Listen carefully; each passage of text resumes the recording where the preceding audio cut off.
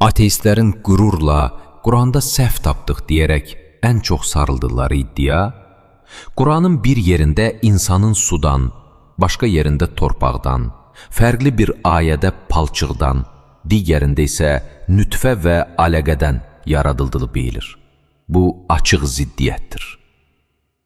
Bu arada dostlar, ateizmin cənazəsi kitabımızı oxuyaraq daha mükəmməl cavablar tapa bilərsiniz. Neysə, keçək mövzuya.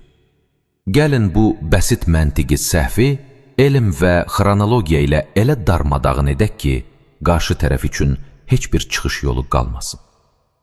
Birinci qanun. Fərqli inkişaf mərhələlərini sadalamaq ziddiyyət deyil. Məsələn, bir kəs evin simentdən, sonra qumdan, daha sonra isə beton bloklardan tikildiyini desə, o ziddiyyətə düşmüş olurmu? Xeyr, çünki siment və qum betonun tərkib hissəsidir. İndi gələk Quranın ziddiyyət adlandırılan o qüsursuz bioloji ardıcıllığına. Quran insanın yaranışını məntiqi olaraq iki fərqli dövrə bölür. Bəşəriyyətin kökünün, ilk insanın yaranması və ondan sonra gələn insanların bioloji çoxalma prosesi. Kökün yaradılışı, kimyəvi mərhələ.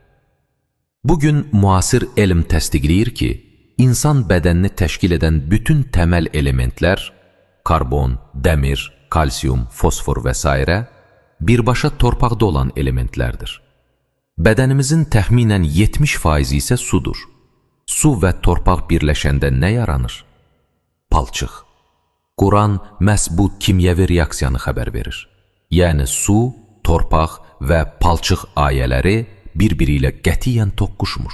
Tam əksinə, bir-birini tamamlayaraq bioloji həyatın inorganik başlanğıcını izah edir.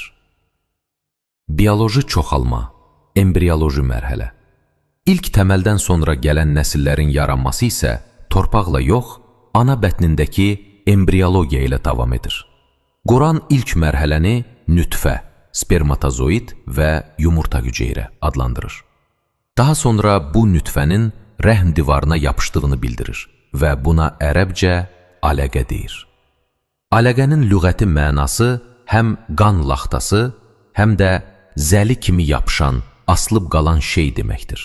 Düz 14 əsr əvvəl deyilən bu faktı müasir tibb yalnız düclü mikroskoplar kəşf edildikdən sonra Rüşeymin uşaqlıq divarına zəli kimi yapışaraq oradan qidalandığını görərkən təsdiqləyə bildi. Nəticə nədir? Ortada heç bir ixtilaf yoxdur. Ortada qüsursuz və tam elmi bir alqoritm var.